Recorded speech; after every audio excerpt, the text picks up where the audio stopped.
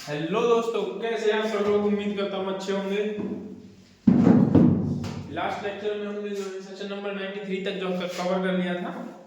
आज जो है सेक्शन नंबर 94 से चैप्टर नंबर 7 जो है किसी भी चीज को, किसी भी डॉक्यूमेंट को पेश करने के लिए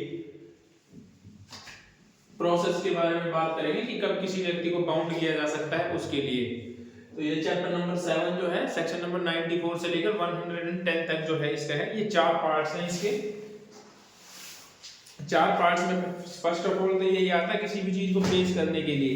उसके बाद सेकंड आता है सर्च वारंट एंड थर्ड आता है जनरल, क्या है, general provision relating in the search. Now fourth आता है इसका मिसलेनियस पार्ट जो 105 से लेकर 110 तक है।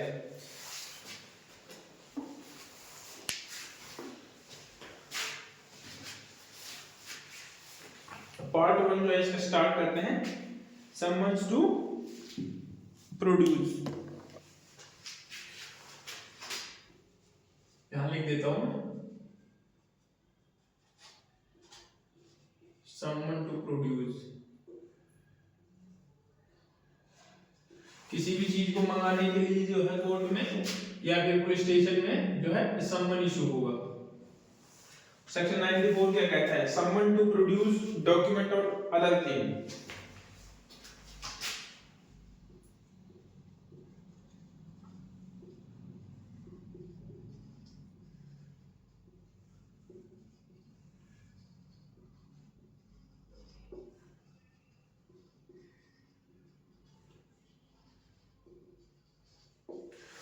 ये सेक्शन जो क्या कहता है, देखिए, जब कोर्ट को या किसी पुलिस ऑफिसर को जो है, स्टेशन इंचार्ज को जो है किसी भी चीज की या किसी डॉक्यूमेंट की जो है आवश्यकता यदि लगती है कोर्ट को, तो कोर्ट जो होगा ना, वो कोर्ट किसी भी डॉक्यूमेंट को प्रोड्यूस करने के लिए जो है किसी व्यक्ति को सम्मन इशू कर देता है।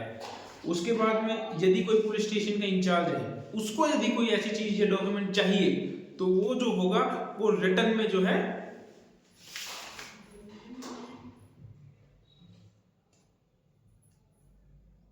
वो ऑर्डर देगा। कोर्ट जो है सम्मन इशू करती है और पुलिस स्टेशन, यदि पुलिस इंचार्ज को चाहिए, पुलिस स्टेशन इंचार्ज को जो है यदि चाहिए, तो वो जो होगा रिटर्न ऑर्डर इशू करेगा। तो ये कहता है इसका सेक्शन नंबर सबसेक्शन 1। सबसेक्शन 2 कहता है any person required under this section may produce document or other thing to deem complied। तो ये कहता है कि सेक्शन, एक minute, compel the requisition the cost such documents to be produced instant attendantly personally to produce the same।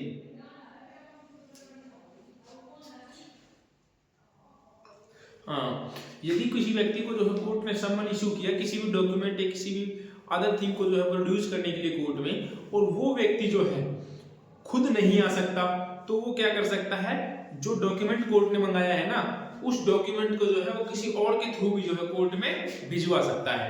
जैसे कि मान लो यदि कोर्ट जो है अभी किसी क्लर्क वगैरह को, रजिस्ट्री क्लर्क वगैरह को या फिर पटवारी वगैरह को जब सम्मन इशू करते हैं किसी भी डॉक्यूमेंट को मंगाने के लिए, तो क्या करते हैं वो लोग अपने अपने जो है जूनियर्स को भेज देते हैं। या किसी जब बैंक के लिए सम्मन इशू करते हैं किसी रिकॉर्ड या एंट्रीज को मंगाने के लिए, तो वो क्या करते हैं अपने जूनियर्स को या स्टाफ में से किसी एक मेंबर को जो है उस रिकॉर्ड को लेकर के भेज देते हैं। तो ये उसी के बारे में बताता है, यदि वो खुद नहीं आ सकता तो किसी और को जो है रिकॉर्ड को लेकर वो भेज दे जो कोर्ट ने मंगाया है। उसके बाद थर्ड कहता है कि इस सेक्शन की कोई भी बात जो है ना, letter, postal card, other document और the parcel of the thing in the custody of postal authority, postal authorities के जो अंडर में जो चीज है ना, उसके ऊपर जो है अप्लाई नहीं होती।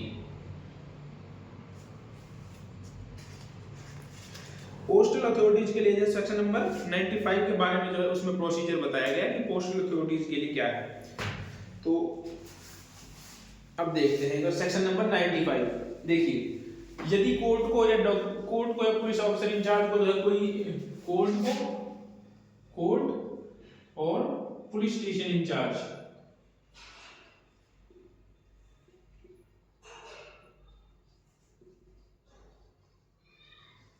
पुलिस स्टेशन इंचार्ज ये है, हाँ, यदि इनको कोई डॉक्यूमेंट चाहिए तो कोर्ट जो होगा, कोर्ट सम्मन इशू करेगा किसी भी डॉक्यूमेंट को प्रोड्यूस करने के लिए। someone to produce the document,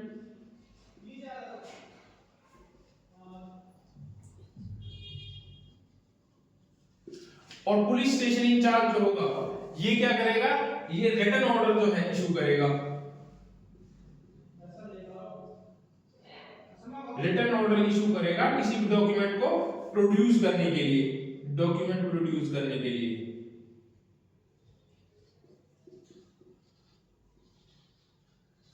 document produce करने के लिए जो है पुलिस ऑफिसर रिटन ऑर्डर करेगा, कोर्ट जो है समन इशू करेगी। ये चीज को याद रखना।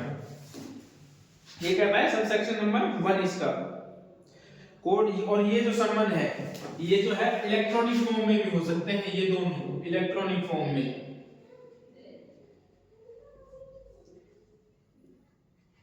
ये जो है इलेक्ट्रॉनिक फॉर्म में भी इशू हो सकते हैं, जिसमें जो है टाइम एंड प्लेस का कि कहां पर जो है उसको लेकर आना है उसमें वो मेंशन होना चाहिए। कोर्ट जो समन इशू करती है तो उसमें टाइम एंड प्लेस जो होता है, टाइम एंड प्लेस उसमें डला हुआ होता है, और टाइम एंड प्लेस किस कोर्ट में और किस समय जो है लेकर आना है। जब पुलिस ऑफिसर रिटन ऑर्डर देगा तो उसमें भी टाइम एंड प्लेस को मेंशन करेगा, टाइम एंड प्लेस को, ये जरूरी है इनके लिए, टाइम एंड प्लेस का बताना जरूरी है। अच्छा, एक क्वेश्चन ये आता है कि क्या किसी भी व्यक्ति को जो है कोई भी डॉक्यूमेंट प्रोड्यूस करने के लिए जो है क्या बोल सकता है कोर्ट, कोर्ट या कोई भी पुलिस ऑफिसर जो है, मान लीजिए कि मैंने कोई ऑफेंस कर दिया, मैं अक्यूज्ड हूं, तो क्या कोर्ट जो है कुछ मुझसे कोई डॉक्यूमेंट जो है क्या मंगवा सकती है, और क्या मैं बाउंड हूं उस जो कोर्ट ने जो सम्मन मेरे लिए इशू किया है किसी डॉक्यूमेंट को प्रोड्यूस करने के लिए, तो क्या मैं बाउंड हूं? तो इसका आंसर है नो। मैं जो है अक्यूज से जो है कोर्ट नहीं कह सकता कि आप इस चीज को पेश करो, अक्यूज जो है इसमें बाउंड नहीं होगा, ये सेक्शन अक्यूज पर अप्लाई नहीं होता, this section does not apply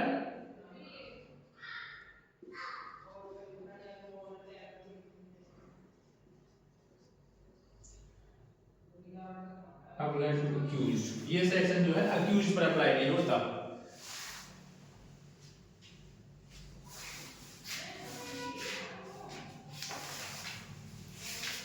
उसके बाद बात करते हैं सेक्शन, इसका सब सेक्शन 2 वही बात करता है कि यदि वो व्यक्ति खुद नहीं आ सकता तो अपने जो है किसी और के थ्रू भी जो है उस डॉक्यूमेंट को कोर्ट में भेज सकता है। उसके बाद बात करते हैं section number 95 procedure as to letter, पत्रों के संबंध में प्रक्रिया, नीचे लिख देते हैं ना section number 95,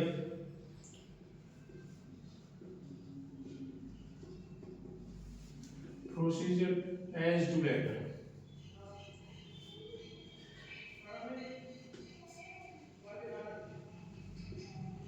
procedure as to letter ये क्या कहता है? If any document, parcel or thing is in the custody of the postal authorities is in the opinion of the DM CGM। अच्छा, तो ये कहता है कि जैसे मान लीजिए कि कोई भी डॉक्यूमेंट जो है किसी पोस्टल अथॉरिटीज के अंडर में है, तो जो होगा उसके लिए जो होगा डीएम, सीजीएम, हाई कोर्ट और कोर्ट ऑफ सेशन, ये चार ही जो है सम्मन इशू कर सकते हैं। किसके लिए? Investigation, inquiry, trial proceeding of the Sanhita and such magistrate of the court required to the postal authority to deliver the document of the parcel thing the magistrate और कोर्ट डायरेक्टेड। यदि कोर्ट को जो है, कोर्ट को किसके लिए किन चीजों में? इंक्वायरी,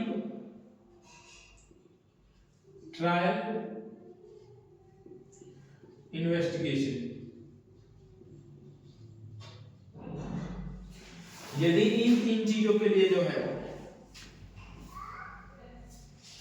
तीन चीजों में जो है कोर्ट को ये आवश्यकता फील होती है और वो डॉक्यूमेंट किसी जो है पोस्टल अथॉरिटीज के अंडर में है, पोस्टल अथॉरिटीज के अंडर में कोई डॉक्यूमेंट है, तो उसके लिए जो होगा DM, CGM, high court, court of session, ये चार ही जो है पोस्टल अथॉरिटीज को डायरेक्ट कर सकते हैं किसी भी डॉक्यूमेंट को प्रोड्यूस करने के लिए। डायरेक्ट पोस्टल अथॉरिटीज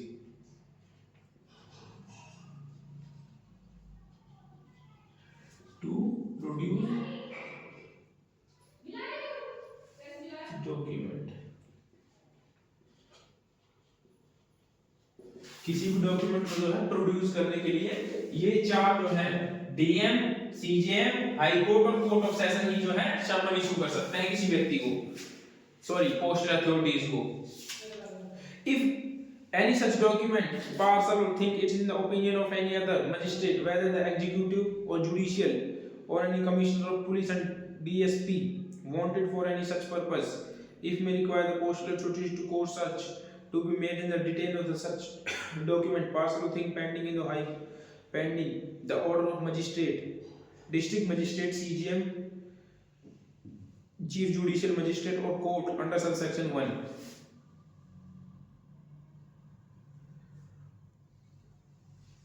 तो अच्छा ये बात करता है, यदि किसी इनके इन चारों का अलग जो है किसी मजिस्ट्रेट को जो है या किसी एग्जीक्यूटिव मजिस्ट्रेट को या जुडिशियल मजिस्ट्रेट को जो है कोई दस्तावेज जो है रिक्वायर्ड है, तो उस स्थिति में डाक अधिकारियों के अंडर में यदि वो डॉक्यूमेंट है तो जो होगा उसके लिए डीएम या सीजीएम जो है आदेश दे सकते हैं। या फिर क्या कहता है कि अगर वो, ये तो 1 का हो गया, अच्छा ये 2 का कहता है यदि जो है एग्जीक्यूटिव मजिस्ट्रेट को, डीएसपी को, इसमें जुडिशियल मजिस्ट्रेट भी है, जुडिशियल मजिस्ट्रेट, अच्छा इसमें जैसे जुडिशियल मजिस्ट्रेट में जेएमआईसी first class and second class, या फिर कमिश्नर को,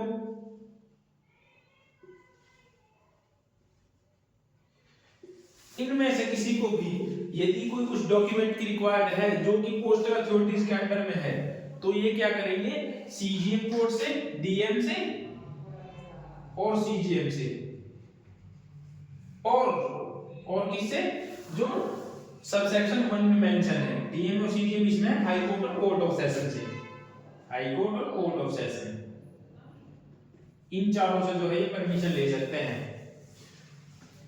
ठीक है, तो ये बात करता है सेक्शन नंबर 95, किसी भी डॉक्यूमेंट को प्रोड्यूस करने के लिए जब वो डॉक्यूमेंट जो है पोस्टल अथॉरिटीज के अंडर में है, तो जो होगा उसके लिए जो होगा डीएम, सीजीएम, हाई कोर्ट और कोर्ट ऑफ सेशन ही जो है समन इशू कर सकता है।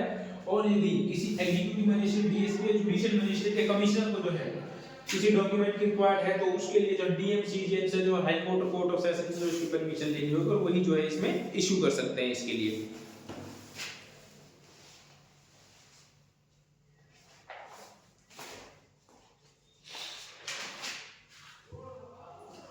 अब बात करते हैं कि सर्च वारंट की, पार्ट बी जो है ये था इसका समन टू प्रोड्यूस, समन से किसी डॉक्यूमेंट को प्रोड्यूस करना।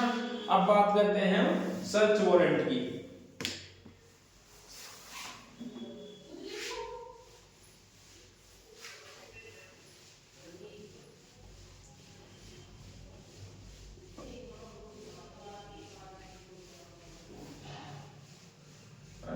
चैप्टर का नाम भी बता दिया यार, चलो कोई नहीं।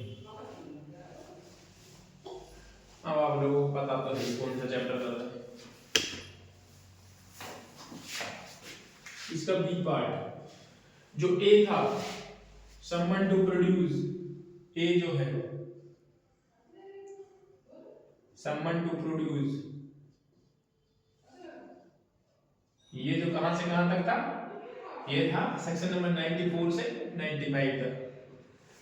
इसका जो पार्ट बी है सर्च वारंट, अब वो हम करेंगे। ठीक है, सेक्शन नंबर 96। अब ये क्या कहता है, व्हेन सर्च वारंट में बी इश्यूड, तलाशी वारंट जो है कब जारी किया जाएगा, when search warrant is issued, may be issued।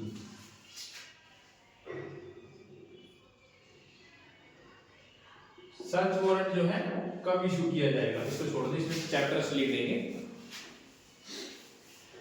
Search warrant कब इशू किया जाएगा ये बताता है। एनी कोर्ट हैज दी, अच्छा इसका सबसेक्शन 1 कहता है, जहां ए पार्ट जो है इसका ये कहता है कि जब जो है सेक्शन 94 और 95 में जो है कोर्ट ने जो है समन इशू किया और उसका जो है पालन नहीं किया गया, किसी चीज को कोर्ट ने जो है मंगवाया, किसी चीज को प्रोड्यूस करने के लिए कहा, लेकिन फिर भी जो है उसको प्रोड्यूस नहीं किया गया, उसको फॉलो नहीं किया गया, तब जो है सेक्शन 94 एंड 95 का कंप्लाई ना किया गया हो,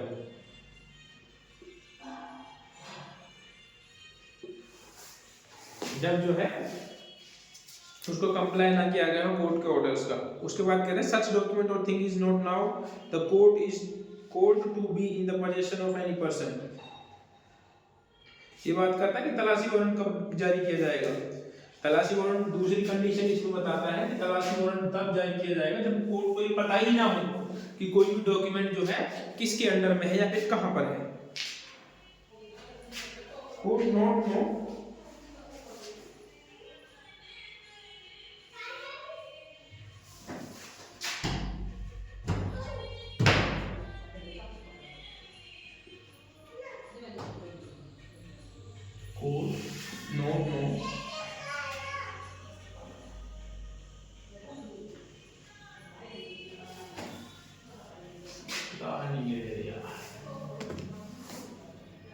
such document or thing is not know the code.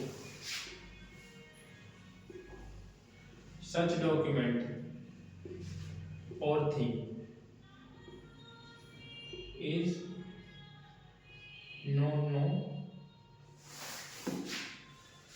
code to be in possession of any person. Code to be possession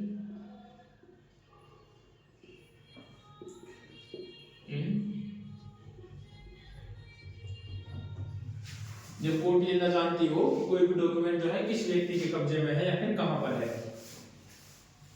third कहता है such court consider that the purpose of an inquiry trial और other proceeding the संहिता will be served a general search by the inspection. जब court को ये लगे कि inquiry trial या अदर प्रोसीडिंग्स के लिए जनरल सर्च वारंट जो है जारी करना चाहिए तो वो है एक जनरल सर्च वारंट जारी कर देगी। जनरल सर्च जब कोर्ट को लगे कि इंक्वायरी और ट्रायल के लिए जो है ये ठीक है inquiry trial and other proceeding.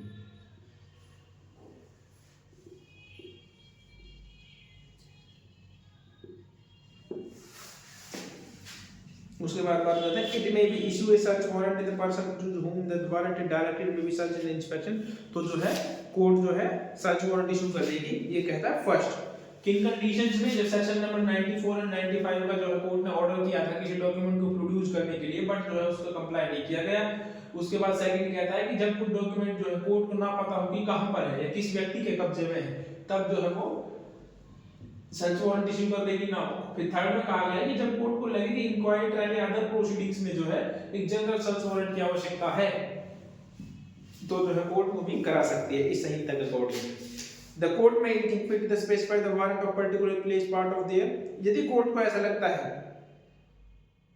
कि कोई चीज जो है किसी पर्टिकुलर एरिया में किसी पर्टिकुलर पर्सन के पास है तो कोर्ट जो है सेकंड कहता है कि किसी particular part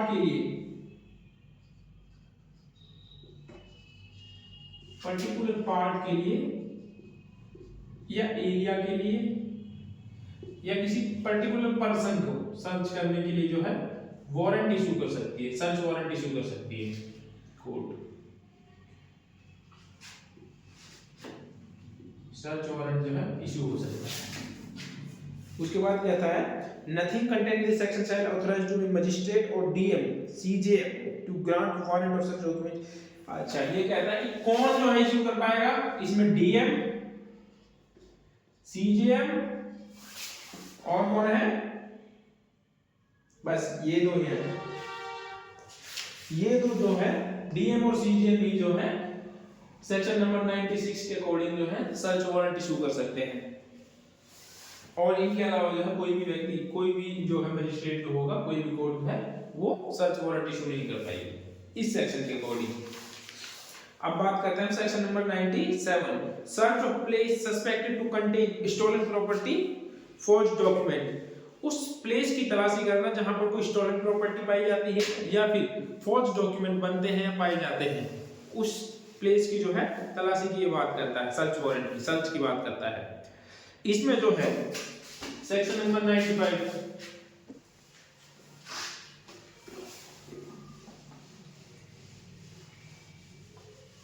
sorry 97 section number 97 में जो है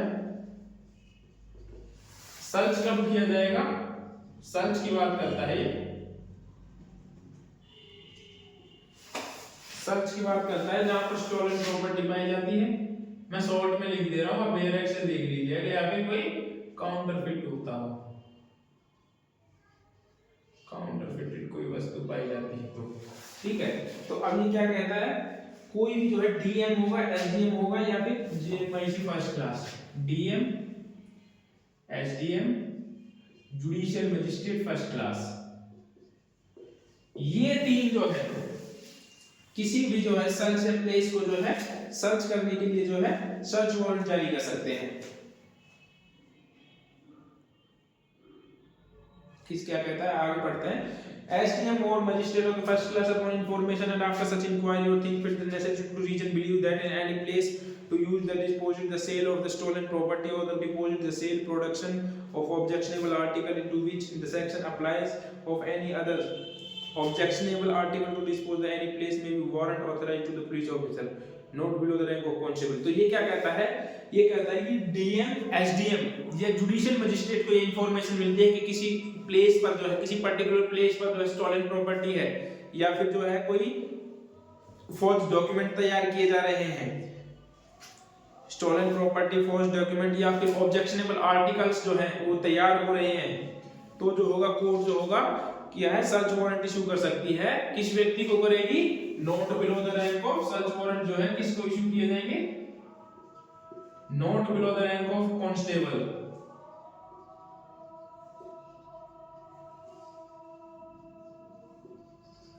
रैंक ऑफ कांस्टेबल।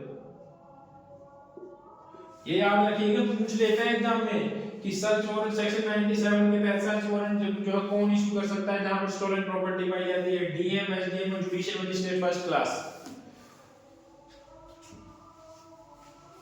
और उनको जो है ये अधिकार दे सकता है कोर्ट कि वो उस स्थान पे जाकर जो है किसी की सहायता ले सकता है, किसी भी पर्सन की हेल्प ले सकता है या जो है सर्च कर सकता है जो ठीक समझे, और जो है to convey the such property article before a magistrate on guard in the same spot until the offender is taken before the magistrate or disposed in the place of safety। जो भी कोई वस्तु वगैरह, संपत्ति, प्रॉपर्टी वगैरह मिलती है तो जो क्या करेगा, उसको जो है मजिस्ट्रेट के सामने उसको ले जाएगा। तो ये सब वही बात करते हैं जो भाई अगर कोई ऐसी चीज मिलती है उनको जो है स्टोलन प्रॉपर्टी वगैरह मिलती है तो उसको सीज कर लेंगे, ऑब्जेक्शनेबल चीज मिलती है तो उसको सीज करके जो है मजिस्ट्रेट के सामने पेश कर देगा, उसकी एक लिस्ट बना लेगा। तो जो सेक्शन नंबर 97 का जो फर्स्ट है ए से डी तक तो ये बात करते हैं। उसके बाद बात करते हैं सेक्शन सबसेक्शन 2 की, the objectionable article to which in the section apply are counterfeit. Objectionable article जो वर्ड यूज हुआ है, ऑब्जेक्शन आर्टिकल क्या है और किन पर जो है सेक्शन अप्लाई होता है, जैसे कि इसमें फर्स्ट क्या कहा गया, काउंटरफीट कॉइंस, काउंटरफीट कॉइन जो होगा या फिर जो होगा coinage act 2011 brought into India of contravention of any notification, इसके तहत जो ये सिक्का निर्माण अधिनियम 2011 है, इसके तहत यदि कोई जो है उल्लंघन करता है इस एक्ट का, या फिर counterfeit currency notes, counterfeit stamp, यदि कोई कूटकृत स्टैम्प या नोट्स बनाता है या पाए जाते हैं फोर्ज डॉक्यूमेंट, यदि कोई फोर्ज डॉक्यूमेंट तैयार करता है या कोई फॉल्स सील वगैरह बनाते हैं, obscene object referred in the section 294 of this BNS 2023 294 में जो है अश्लील साहित्य की बात करता है, मतलब अश्लील पुस्तकें वगैरह विक्रय करना, अश्लील ऑब्जेक्ट, अश्लील जो है अश्लील एक तरीके से अश्लील पुस्तकों को क्रय या विक्रय आप लगा लो, उसी की बात करता है। उसके बाद क्या आता है सेक्शन नंबर 295 जो है BNS का। उसके बाद बात करते हैं instrument of the material used to production to any article mention in the clause A to F, जो A से F के बीच में जो मेंशन किए गए हैं इन आर्टिकल्स की जो ये बात करता है, इनकी ये बात करता है इनकी। तो इसमें ऐसा कुछ है नहीं, इसमें याद करने के लिए सिर्फ यही चीज है कि जो है इसमें सर्च वारंट कौन, सबसे पहले तो ये सर्च वारंट कौन जारी कर सकता है, किसको जारी हो सकता है। सर्च वारंट जो है डीएम, एसडीएम और जुडिशियल मजिस्ट्रेट फर्स्ट क्लास ही जारी कर सकते हैं, not below the rank of constable, constable की रैंक से नीचे का नहीं होना चाहिए वो व्यक्ति। किस प्लेस के लिए, जहां पर स्टोलन प्रॉपर्टी मिल रही हो या फिर काउंटरफिटेड काउंटरफिट हो रहा हो, कोई डॉक्यूमेंट फॉर्ज डॉक्यूमेंट बन रहे हो, या फिर कोई ऑब्जेक्शनेबल आर्टिकल हो, ऑब्जेक्शनेबल आर्टिकल में काउंटरफिटेड कॉइन्स या सिक्का निर्माण अधिनियम 2011 के उल्लंघन हो रहा हो, या फिर कोई डुप्लीकेट स्टैंप वगैरह बन रही हो, डुप्लीकेट सील वगैरह बन रही हो, तो इन सब का जो है यदि इंफॉर्मेशन है रजिस्ट्री इन तीनों के पास में, तो जो है वो सर्च वारंट जारी कर देगा। अब बात करते हैं section number 95, power to declare certain publication forfeited and issue search warrant for the same. Section number 95 ये बात करता है स्टेट गवर्नमेंट की पावर की। ये क्या कहता है कि किसी भी चीज को जो है समपहत अर्थात फॉरफिट करने की पावर जो है किसी भी न्यूज़पेपर, ये कहता है एनी न्यूज़पेपर और एनी बुक या एनी अदर डॉक्यूमेंट, यदि कोई भी डॉक्यूमेंट है या कोई भी बुक है जो क्या करती है section number 152, 196, 197, 294, 295 and section number 299 of BNS 2023, 152 जो है भारत की अखंडता संप्रभुता को खतरे में डालना, 294 जो है अश्लील पुस्तकों वगैरह का विक्रय करना, या फिर 197 एंड 196 197 में है। पहले जो थे ना ये याद थे, अब जो है इनमें थोड़ा याद नहीं रह पाते ये सेक्शंस जो हैं। अच्छा चलो मेरे पास यहाँ पे बुक्स है नहीं बीएनएस की, आप लोग देख लीजिएगा, इनको पढ़ लीजिएगा कि कौन कौन से सेक्शन इसमें याद रखिएगा। 152, 196 एंड 97, 294, 295, 299 ये जो सेक्शंस हैं इनमें जो है कोई भी व्यक्ति जो है यदि स्टेट गवर्नमेंट को ऐसा लगता है कि इन सेक्शन के तहत यदि इस न्यूज़पेपर ने या फिर कोई भी अदर डॉक्यूमेंट जो है उसने उल्लंघन किया है, तो जो होगा वो उसको फॉरफिट कर सकता है स्टेट गवर्नमेंट। और जो है स्टेट गवर्नमेंट ने यदि फॉरफिट कर दिया किसी भी अखबार को या न्यूज़पेपर को, तो ये जो होगा ना कोई भी व्यक्ति जो है स्टेट गवर्नमेंट के इस ऑर्डर के खिलाफ में जो है 2 मंथ के अंदर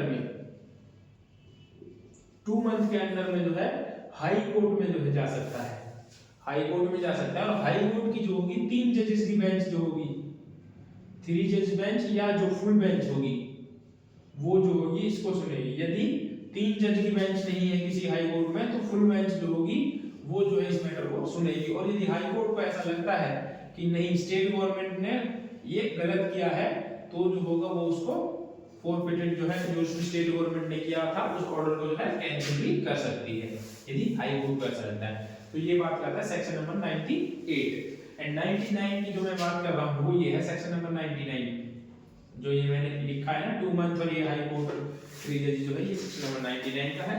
सेक्शन नंबर 98 से सीज करने तक की एक तरीके से सीज ही लगा लो, फॉरफिटेड करने तक की ही बात करता है। किन ऑफेंसेस में करता है ये बात करता है किसी समाचार पत्र या पुस्तक को जो है या फिर कोई अन्य अदर डॉक्यूमेंट रिटन डॉक्यूमेंट्स है उनके बारे में ये बात करता है। 196 and 197 अब तो ना याद नहीं रहता सेक्शन, बार बार में रिवीजन हो नहीं पाता इन चीजों का और सेक्शन जो है दिमाग से निकाले जाते हैं। ये ऐसी चीजें हैं जो रिवीजन होता रहेगा तो याद रहेंगी, आपने रिवीजन छोड़ा तो ये जो है भूल जाते हैं इन चीजों को। 196 194 में तो एप्रे है, 195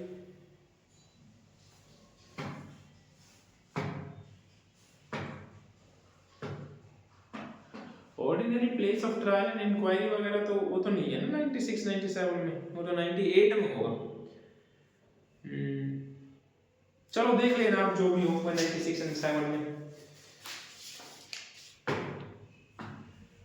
इंक्विस्ट रिपोर्ट वगैरह हो भी सकता है। उसके बाद बात करते हैं application to high court set aside declaration of forfeiture. मैंने जो भी बताया था हाई कोर्ट में एप्लीकेशन के लिए जो है पब्लिकेशन को या फिर ऑफिशियल गैजेट के द्वारा जो है किसी को फॉरफिट कर दिया है किसी की पब्लिकेशन को, तो वो क्या करेंगे एप्लीकेशन लगा सकते हैं 2 मंथ के अंदर जो है हाई कोर्ट में। हाई कोर्ट की जो कि 3 जजेस की बेंच जो है सुनेगी या फिर 3 जजेस की बेंच वहां पर नहीं है तो जो है उसको फुल बेंच जो है वहां की उस हाई कोर्ट की सुनेगी।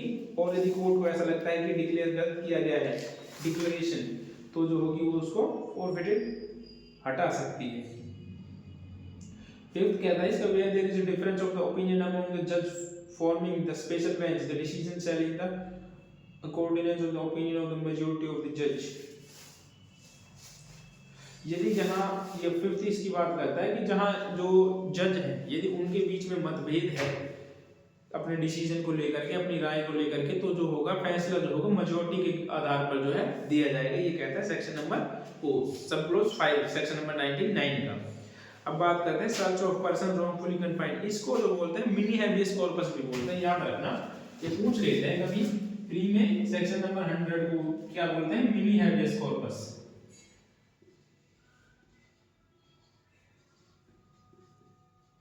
मिनी हैबियस कॉर्पस है, इसको याद रखिएगा। Search of person wrongfully confined, किसी व्यक्ति को जो है रॉन्गफुली जो है कन्फाइन किया गया है, उस व्यक्ति की तलाशी, व्यक्ति के लिए तलाशी, उस व्यक्ति की नहीं, व्यक्ति के लिए तलाशी जिस व्यक्ति को है रॉन्गफुली कन्फाइन किया गया है। इट में भी डीएम और एसडीएम और जुडिशियल मजिस्ट्रेट फर्स्ट क्लास ही जो है, ये तीनों ही जो है डीएम, एसडीएम, जेएमआईसी, जेएमएफसी, ये तीनों ही जो है first class has reason to believe any person confined under the circumstances of the confinement amount of the offence, he may issue a search warrant of the person whom the search warrant is directed to may search for the person to be confined। ये जो है किसी person को जो है search करने के लिए सर्च वारंट जारी कर सकते हैं, ये तीनों सर्च वारंट जो है ये तीनों इशू कर सकते हैं। नाउ उसके बाद बात करते हैं सेक्शन नंबर 101 में, इसको आप पढ़ लीजिएगा खुद, इसमें कुछ है नहीं।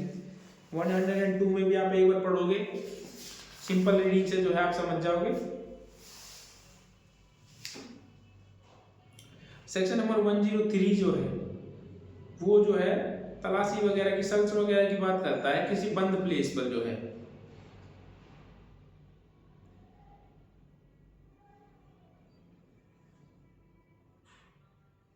ये बात करता है कि यदि किसी बंद प्लेस को सर्च करने के लिए वारंट वगैरह इशू, सर्च वगैरह इशू किए गए हैं, तो जो उसका ओनर होगा वो उसको जो है फ्री इंग्रेस दे देगा सर्च वारंट दिखाने के बाद में। यदि वो ऐसा नहीं करता है तो वो तोड़ कर भी जो उसमें जा सकते हैं। इसमें सिंपल है, आप इसको पढ़िएगा तो एक कुछ नहीं है। अब बात करते हैं सेक्शन नंबर 105 की, recording to search and seizure through audio video electronic means. ये कहता है कि ऑडियो वीडियो इलेक्ट्रॉनिक मीन्स के थ्रू जो है सर्च एंड सीजर किया जाना जो है, वो जो भी सर्च एंड सीजर होगा उसकी जो है ऑडियो वीडियो और इलेक्ट्रॉनिक मीन्स के थ्रू जो है रिकॉर्डिंग वगैरह जो भी होंगी वो होंगी प्रॉपर तरीके से। ये कहता था process to conducting search of a place or taking possession of any property, article or thing under this chapter and section number 85 including preparation of list of all the things seized of the search cause। तो ये यही कहता है, मेरे लिए याद रखिएगा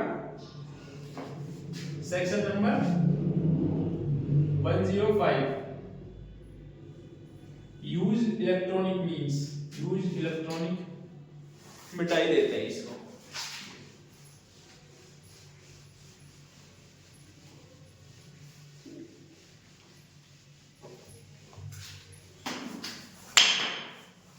section number 105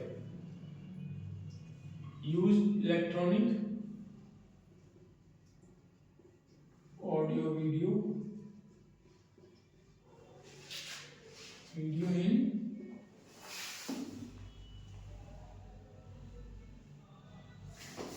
search and scissor.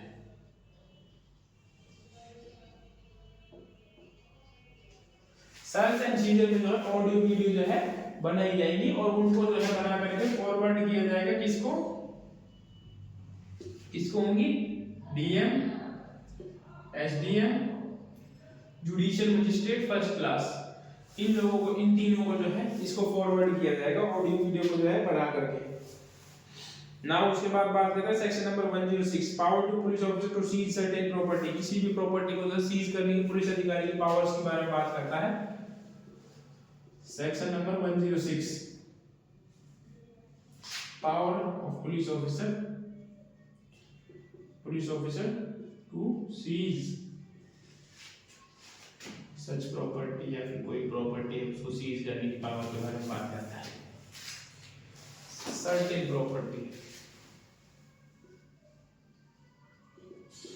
लिख रहे तो प्रॉपर्ली सर्टेन प्रॉपर्टी की बात, ये कहता है कि पुलिस ऑफिसर की पावर के बारे में बात करता है किसी भी जो है प्रॉपर्टी को सीज करने के बारे में।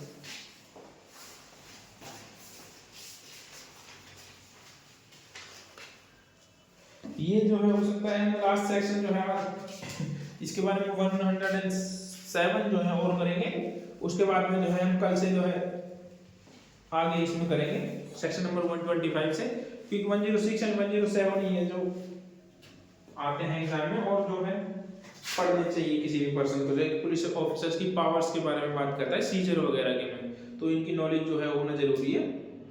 ये क्या कहता है, फर्स्ट इसका पॉइंट कहता है any police officer may seize any property which is suspected to have been stolen of any found to the circumstances that create suspicion of the commission of offense।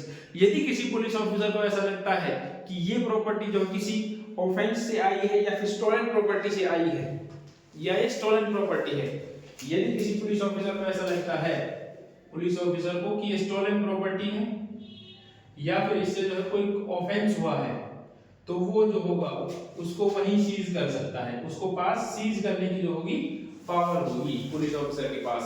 यदि उसको लगता है कि ये जो है स्टोलन प्रॉपर्टी है तब जो है स्टोलन प्रॉपर्टी है। उसके बाद सेकंड पॉइंट कहता है such police officer is subordinate to the officer in charge of police station self for with report the seizure to the officer. जो ऑफिसर जो होगा इसको सीज करेगा ना स्टोलन प्रॉपर्टी को, जो है वो इसकी रिपोर्ट जो है पुलिस स्टेशन इंचार्ज को जो है करेगा।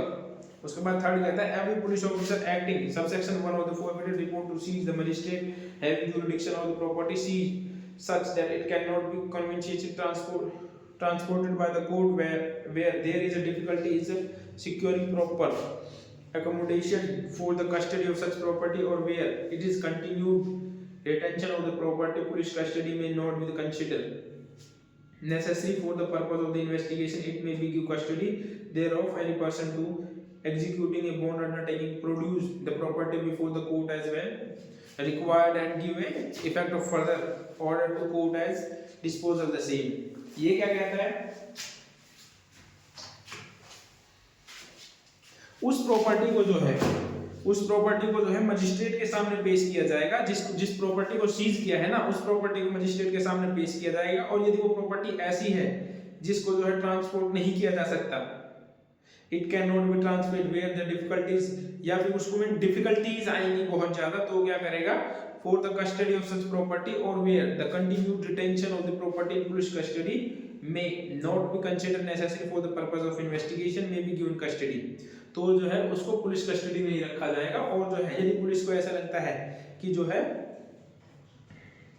may given custody in there of the executing a bond, और पुलिस जो है किसी वो होगी उसके लिए बॉन्ड एग्जीक्यूट कर सकती है। यदि वो बॉन्ड देने के लिए तैयार है property before the court and required to give, जब भी, और यदि वो पर्सन जो है बॉन्ड देने के लिए तैयार है तो उसको छोड़ देगी, और जब भी पुलिस ऑफिसर को जो है उसको जरूरत होगी तो वह उसको मंगा सकती है। Provide such property seize under subsection 1 of the subject specially nature declared the person. ये कहता है लेस देन 500, यदि कोई प्रॉपर्टी जो है मूवेबल प्रॉपर्टी, यदि कोई प्रॉपर्टी लेस देन 500 की है तो उसको जो होगा एसपी सेल करने का ऑर्डर दे सकता है, एसपी जो उसको सेल कर सकता है। ये इतनी सी बात करता है बस। उसके बाद बात करते हैं attachment forfeiture and restoration of property. तो ये बात करता है किसी भी प्रॉपर्टी को अटैच करने के लिए, रिस्टोर करने के लिए